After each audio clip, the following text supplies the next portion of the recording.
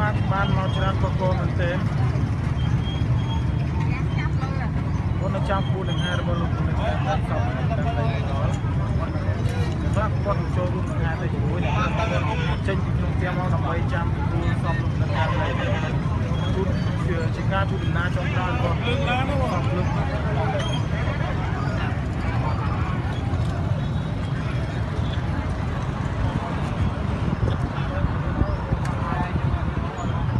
តាមលើនេះដែរក៏គាត់បាននិយាយគាត់ក៏បាននិយាយថាខ្លះក៏គាត់បាននិយាយពីរឿងនៃគាត់ក្លាហានចិត្តក្លាហានរបស់លោកនឹងតាមដីគាត់ហ៊ានបដូរជីវិតដើម្បីការវិភាគមួយដែលពិតប្រាកដត្រឹមត្រូវច្បាស់លាស់